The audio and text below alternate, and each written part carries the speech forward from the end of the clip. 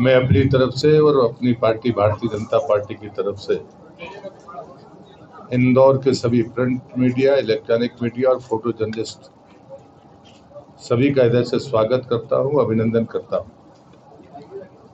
नवरात्रि का पर्व है। आप सबको नवरात्रि की और आने वाली रामनवमी की हार्दिक बधाई। आज कल हमारा संकल्प पत्र आदरणीय प्रधानमंत्री जी की उपस्थिति में जारी हुआ है। मैं उसे एक ऐतिहासिक दस्तावेज मानता हूं। इस दस्तावेज में वर्तमान को गढ़ने की बुनियाद भी है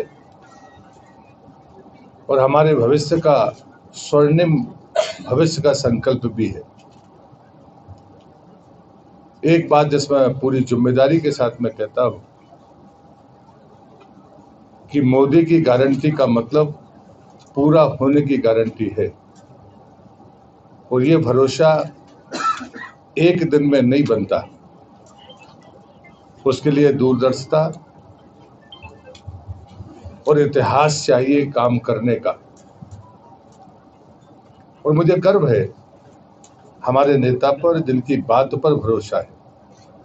वो जो कहते हैं, वायदा करते हैं, वो पूर्ण होने का संकल्प आज हम सबके सामने है।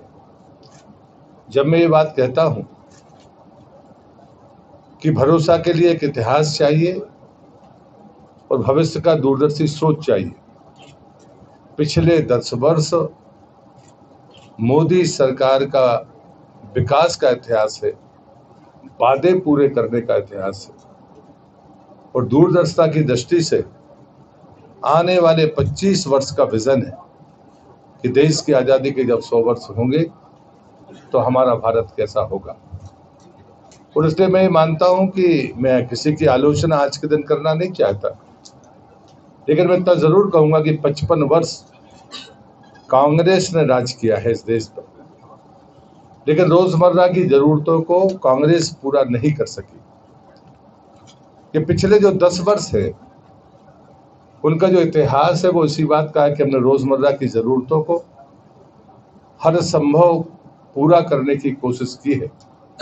चुनाव के पूर्व भारत विकसित यात्रा गांव गांव पहुंचाकर सरकार ने पहली बार ये ढूंढने की कोशिश की कि कोई लाभार्थी छूट तो नहीं गया, और वो यात्रा और उसका परिणाम आज संकल्प पत्र में दिख भी रहा है।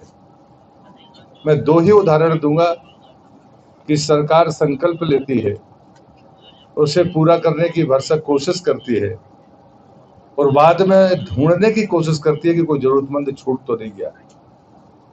और उसका उदाहरण 2 उदाहरण है। एक है हमारी जनमन योजना, जिसमें अनुसूचित जनजाति के अत्यंत पिछड़ी जातियां बैगा, सहरिया और भारिया अभी तक रिकॉर्ड में मध्य प्रदेश जैसे प्रदेश में कुल 18 जिले ही चिन्हित थे, लेकिन जैसे ही प्रधानमंत्री ने उनको विशेष योजना के तहत उनके निर्माण की, उनके सड़क निर्माण की, भवन निर्माण की गारंटी दी और एक एक परिवार को जब ढूंढने का अभियान चला तो वो संख्या मध्य प्रदेश में 23 जिले हो गए। हम जो करते हैं उसे पूर्णता तक पहुंचाने का काम करते हैं। सैचुरेशन हमारा संकल्प है। हम किसी जिम्मेदारी को लें, संकल्प को लें तो उसे हम पूरा करें। मैं 3 ही बिंदु बहुत है, लेकिन मैं 3 बिंदुओं पर आपका ध्यान आकृष्ट करना चाहता हूं। मैं मजदूरों के क्षेत्र में मैंने वर्षों काम किया है। सबसे पहले यूनिक आइडेंटिटी नंबर देकर उनके पीएफ की गारंटी देने वाले देश के पहले प्रधानमंत्री मोदी जी थे। अब उन्होंने कहा है कि सारे लोग ई पोर्टल पर हों, विशेषकर प्रवासी मजदूर और गिग वर्कर्स को भी ई पोर्टल पर आने की गारंटी मोदी ने दी है। दूसरी बात मैं कहूंगा, किसान के क्षेत्र में कृषि का क्षेत्र और पर्यावरण का संतुलन, ये भारतीय ऋषि प्रधान देश की कल्पना रही है, लेकिन कई बार हमने देखा है कि वो संतुलन बिगड़ता रहा है। इसलिए प्रधानमंत्री मोदी जी ने कहा है कि हम नैनो यूरिया और जैविक खेती की तरफ अग्रसर होंगे। मिलेट्स के अभियान को दुनिया में पहुंचाने वाले मोदी जी ने पर्यावरण की रक्षा की दृष्टि से ये काम बड़ी कुशलता के साथ किया है। आज पूरी दुनिया में मिलेट्स की मांग बढ़ती जा रही है।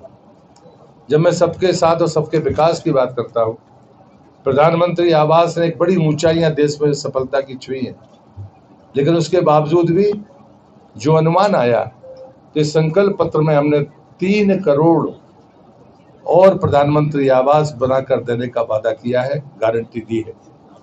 क्योंकि जो लोग शेष रह गए, वो किन्हीं भी कारणों से या कोई परिवार बढ़ता है तो उसको अवसर मिले। दूसरी बात जो मुझे लगती है कि विशेष तौर पर आयुष्मान कार्ड के मामले में कहीं ना कहीं ये दुविधा रहती थी किस वर्ग के लोगों को मिलेगा। अब 70 साल से ज्यादा की आयु के प्रत्येक आय वर्ग के व्यक्ति को ये सुविधा प्राप्त होगी। प्रधानमंत्री आवास में दिव्यांगों के लिए समस्या थी, कहीं विवाह नहीं किया तो शायद उपलब्ध नहीं होता था, ऐसी कुछ शर्तें थी। उन सभी को समाप्त करके दिव्यांगों को प्रधानमंत्री आवास देने की बात कही गई।